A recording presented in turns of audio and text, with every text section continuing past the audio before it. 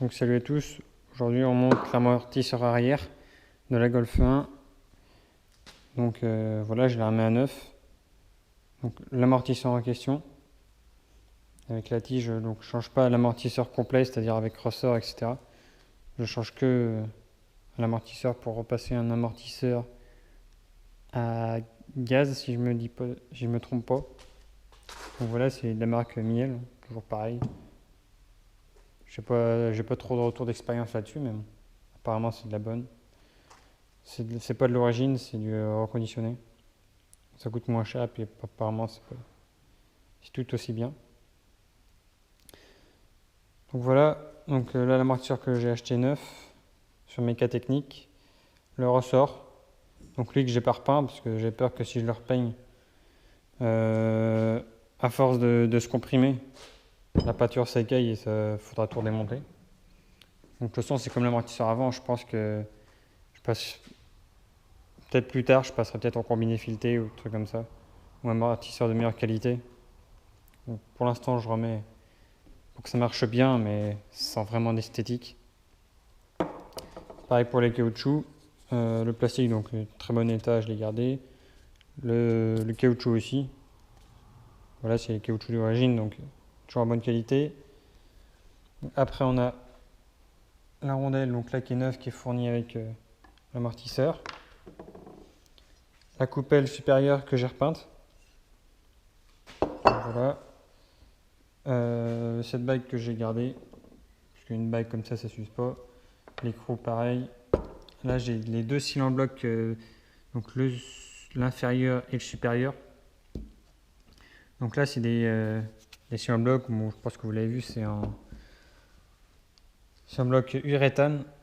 Donc voilà, je les mets en uréthane. Pourquoi? Parce que tout simplement, apparemment, ça dure plus longtemps. Et par contre, c'est plus dur que l'origine. Hein. Ouais, c'est vraiment dur. Hein. Ça ne s'enfonce pas. Et c'est surtout parce que c'était moins cher que les origines. Enfin, même que les reproductions type origine. Donc bon, pour avoir un truc qui tient mieux dans le temps, etc. En plus, ils étaient tous dispo en stock, alors pas forcément les autres. Donc j'ai pris ça. Après, bon, bah, la rondelle, c'est toujours pareil, c'est d'origine, hein, elle est en bon état, propre, donc je la garde. Et l'écrou. Donc là, c'est un écrou. D'origine, c'est pas un écrou frein, mais là, c'est un écrou frein. Pas grave, hein, on va le mettre quand même. Il vaut mieux toujours avoir un écrou frein, c'est toujours mieux que sans frein. Donc voilà, la vue éclatée, comment ça se met.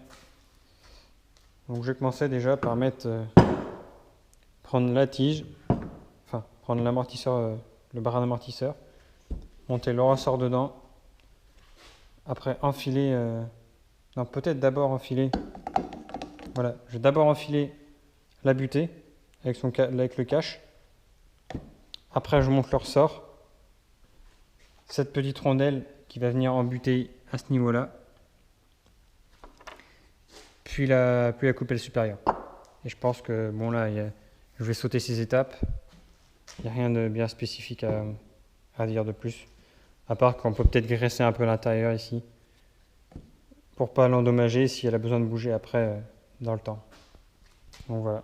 Je vais monter déjà cette partie-là. Puis après on reverra pour celle-là. Donc voilà l'ensemble. Jambe, ressort, plastique avec le caoutchouc et la rondelle de butée au-dessus. Donc là on voit que le ressort d'origine est un peu plus petit que sur celui-ci. Donc je sais pas si c'est une reproduction de toute façon comme je disais. Donc ça se peut qu'il y a des problèmes de cote. Mais bon sur l'autre, là j'en ai déjà monté un sur la voiture on voit. J'ai réussi à me débrouiller. Après j'arrive un peu à l'écarter. Et pour ça avant, il faut placer la coupelle ici. Donc là je la place hors caméra parce que sinon vous n'allez rien voir. Hop. On la place au-dessus. Donc là on fait bien attention que le bout du ressort vienne en butée ici. Donc pareil en haut, on a la même encoche. Hein. On peut voir ici. Hop. Et après on vient mettre la bague ici, le ressort. Hop. Donc là on voit que la bague, si on la met et qu'on ne comprime pas, on ne peut pas remettre l'écrou. Donc là c'est pareil, hein, c'est impossible à une main. Mais je vais le mettre par terre, je vais forcer comme ça pour que la tige sorte et je vais mettre l'écrou. Et après on finira en vissant. Donc là je vais comprimer, je mets l'écrou et je vais reprendre après.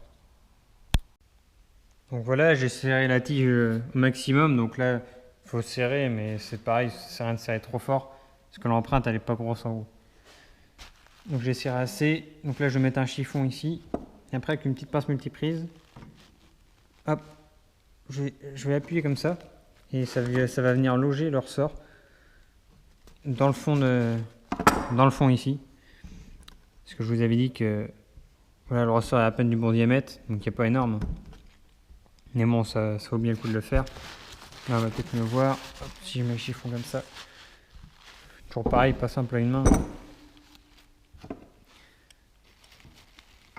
Et là, hop. Voilà, ça vient de l'asseoir au fond du siège. Donc voilà, je vais faire comme ça tout le tour. Et il sera bien calé. Donc voilà, j'ai réussi à mettre le ressort bien dans le fond. Donc maintenant, l'amortisseur lui-même est remonté. Il reste à monter sur la caisse. Donc là, on a les cylindres blocs supérieurs. Donc là, qui vont s'enfoncer dedans.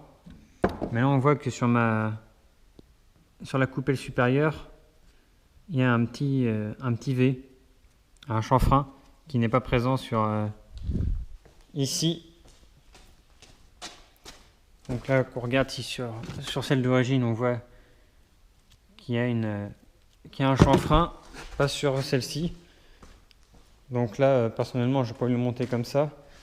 Parce que là, si on monte comme ça, hop, on voit qu'on est encore beaucoup trop loin. Et la butée ici va vraiment mal travailler. Donc j'ai fait sur l'autre avec un cutter. Oui, j'ai pas de tour ni rien pour l'usiner malheureusement. Mais avec un cutter, je vais venir enlever un peu plus pour bien que le plat ici s'assoie contre la coupelle supérieure. Donc voilà. Donc toujours pareil, je vais le faire puis je vous fais voir après. C'est toujours plus simple que des explications. Donc voilà, tout simplement avec un cutter, je vais faire ça et je vous fais voir après. Donc voilà, j'ai fait le chanfrein. Donc là on colle à peine, mais bon, quand tout sera serré avec le poids de la voiture, etc., je pense qu'on sera pas mal. Si on enlève, on voit le chanfrein. Donc bien sûr, il n'est pas très propre. Il est régulier, mais il n'est pas. C'est sûr que c'est fait au cutter. Ça a été fait sur un tour ou d'usine même au moulage. Ça a été le bonheur. Mais bon, ça marchera comme ça. Donc là, je vais le remonter dessus. Donc voilà, il rentre légèrement en force. Et après, sur la voiture, tout simplement, je vais le mettre dans le trou prévu, en dessous. Par-dessus, je mets cette bague comme dans ce sens-là. Donc pareil, qui va rentrer légèrement en force ici. Cette rondelle, puis cet écrou que je serrerai au dernier moment quand la voiture sera à terre. Avec une clé à molette et une clé plate de 17 ici. Donc voilà, donc là je vais le monter dans la voiture, rien de spécial à dire. Donc pour les paliers, je pense qu'on va le placer comme ça, palier pour maintenir le train arrière qui sert d'axe. Donc on voit c'est cette pièce là, sur la vue éclatée. Voilà, avec à la base un gros cylindre bloc qui vient d'un endroit à l'autre. Donc là pareil que pour les amortisseurs, j'ai pris des uréthanes pour la simplicité de montage, le prix comparé au prix de pièces en reproduction, et voilà, durée dans le temps, etc. Donc pour le montage, rien de plus simple. On a notre pièce ici, donc la pièce que j'ai repeinte, pièce qui se fixe au châssis. Donc là, sans presse, sans galérer, on met un côté.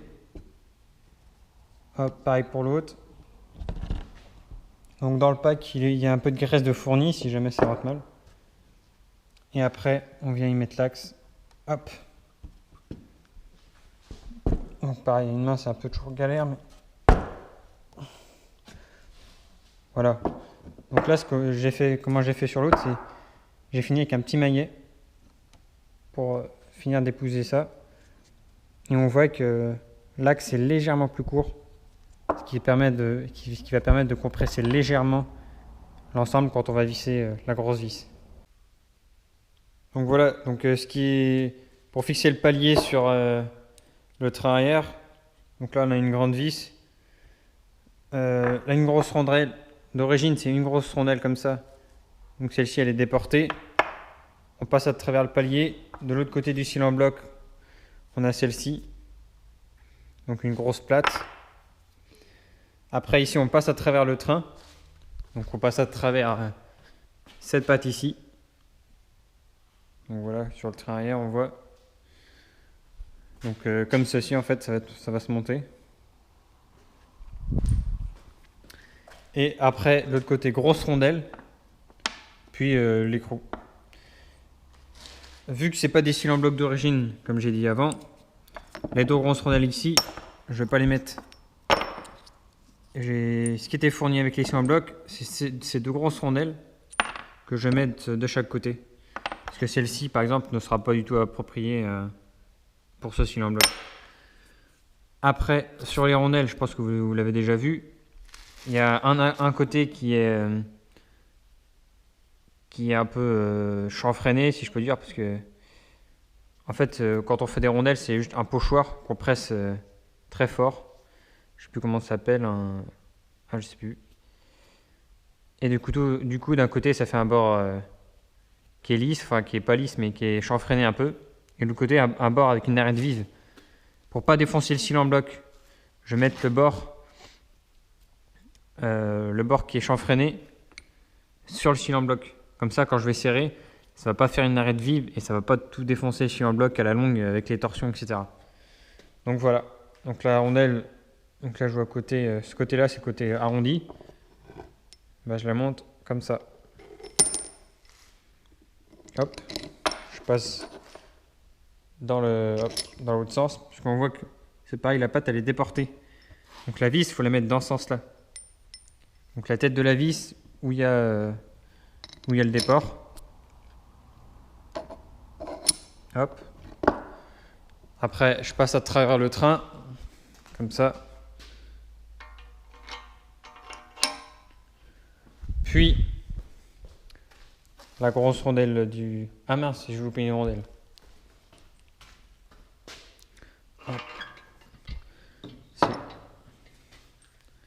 Hop, on a le cil en bloc. C'est une grosse rondelle de l'autre côté. Je passe dans le train. Après, on a une grosse rondelle comme ça. Voilà, on peut la remettre du côté qu'elle était montée d'origine, comme ça. Puis l'écrou. Donc ceux-ci, ils sont plutôt en bon état, je ne vais pas les changer. Voilà. Donc là, je vais serrer tout ça. Au couple, toujours, si c'est fourni dans la notice. Puis après, ces 4 trous-là, donc de chaque côté des paliers, ils se mettent sur la caisse, ici. Donc on a les deux vis là, pareil les deux vis de ce côté. Et voilà. Toujours que je vais monter avec des rondelles, des boulons. Et là, je rajoute des rondelles freins fendues pour les écrous. Donc voilà, là je positionnais le train arrière sur ces deux vis là et commencer à monter les amortisseurs dessus. Donc voilà, les surarrières à remonter. Donc le palier serré, donc là c'est 45 Newton pour les vis du support de palier. La grande vis qui traverse le cil en bloc, enfin qui traverse le cil en bloc qui tient le train arrière aussi, c'est 60 Newton. Et la vis de bas de suspension, 45 Newton. Donc voilà, on voit que c'est monté. Pareil pour l'autre côté. Donc maintenant, on va commencer à remonter fusée, frein à disque pour pouvoir poser les roues après. Donc là, on voit que j'ai les fusées, je les garde celles d'origine puisqu'elles sont en bon état. Bon, voilà, il y a un peu de rouille, mais ça c'est rien, hein, franchement. Donc là, je vais les resserrer dessus. La fixation 60 Newton pour sa vis diamètre 15. Et je vais rajouter du frein filet bleu, je pense, voire rouge même. Peut-être même mettre du rouge, parce que de toute façon, c'est des vis. Il faut qu'elles tiennent, hein, c'est ce qui tient l'ensemble de la roue après. Et il n'y a pas besoin qu'elle soit démontée. Donc du frein filet bleu, j'en ai mis aussi sur ces vis-là. Du support palier, donc vis dont on n'a pas besoin de desserrer normalement. Donc voilà. Allez, je continue. Donc sur la fusée, on met une fine pellicule de graisse. Ça évite que ça rouille comme à l'origine, on voit que ça a rouillé. Donc là, je vais en mettre un peu.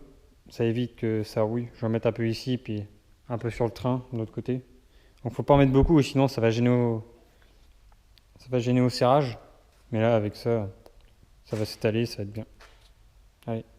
Donc voilà, l'ensemble est monté et c'est au couple à 60 Newton. Donc là, on place le câble de frein à main. Hop.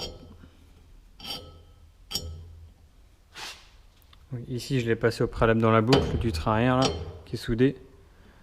Et là, on l'emmène à fond ici. Voilà. Ici, je vais resserrer la boucle. Et là, on va avoir une attache. Faut que je regarde où elle se met.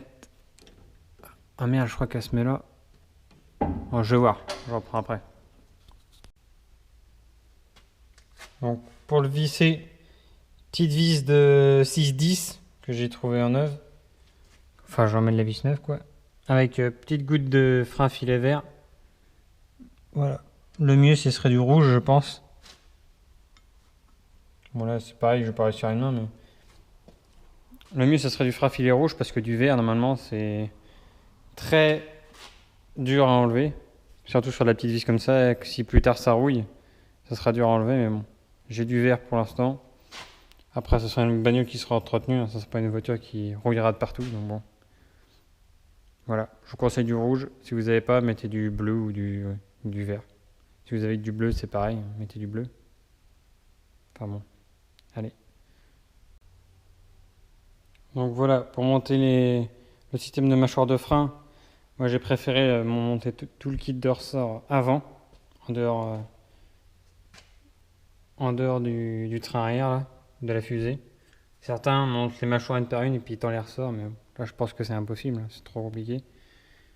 Donc sur les points de contact des plaquettes, hop, une pointe de graisse. Le mieux c'est la graisse lithium parce qu'elle résiste à la trop haute température. Non, la graisse cuivrée. Là j'ai mis la graisse lithium parce que voilà, j'avais pas de graisse cuivrée. Et c'est quand même une graisse qui résiste à de fortes... Enfin, quand même à des bonnes chaleurs que je pense que les freins n'atteigneront pas. Et voilà. Donc, de toute façon, pour les pistons ici, je l'ai pas fait, mais il faut... on voit qu'il y a une encoche qui ressort. Il faut les mettre devant. Hop, donc là, ça se tourne à la main vu qu'ils sont neufs et pas purgés. Hop. Pareil pour celui-ci. Voilà.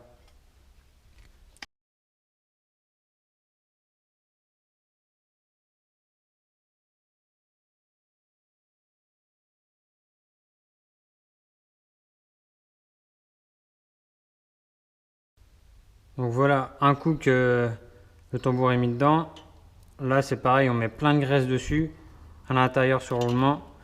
On vient le mettre à l'intérieur. Donc après, j'ai cette rondelle. Bon, elle n'est pas neuve ici, mais bon, c'est pas grave. Ça gêne rien. Donc on vient la mettre. Hop. Et après, cet écrou. Par contre, là qui est neuf, bien sûr. Qu'on vient mettre, mais qu'on vient pas serrer. Enfin. Ce qui est en particulier sur ces disques, c'est que si on le serre, trop de roulement, bah, on les endommage.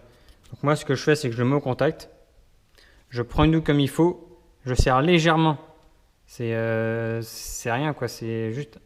Je mets un tout petit coup sur la clé pour juste pour caler tout le jeu qu'il y a. Et après, c'est impeccable. Puis après, je mets ce blocage d'écrou. Un coup qui est dans le bon sens, enfin au bon endroit, bien serré. Enfin, pas beaucoup, mais juste comme il faut. Puis après, je mets cette goupille. Quand tout est mis, hop, je mets cette goupille et puis je ferme. En dernier lieu, je place le nouveau bouchon ici. Voilà. Et là, on a fini de monter tout un côté de train arrière. Voilà. Donc là, maintenant, moi, cette vidéo est finie pour le train arrière. Donc, de ce côté-là, de ce côté là-bas, c'est fini pour tout ce qui est moyeu de roue, quoi. Ici, on va voir les conduites de frein à mettre. Donc, je pense que ça, je ne vais pas filmer en vidéo, rien de spécial, hein. Si vous l'avez, si vous le remontez, c'est que vous l'avez déjà démonté, je pense. Donc voilà, je passerai les conduites de frein.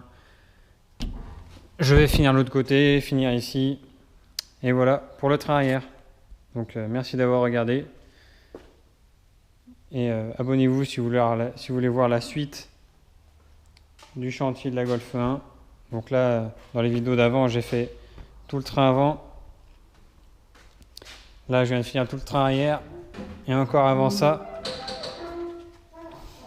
j'ai refait le dessous complet de la Golf. Donc voilà, si vous voulez suivre dans les prochains épisodes, on va s'approcher à grands pas de la peinture. Donc de l'ensemble carrosserie peinture. Donc voilà, donc on voit qu'il y a quand même pas mal de boulot. Parce que je refais aussi le compartiment moteur. Donc voilà. Merci d'avoir regardé et salut.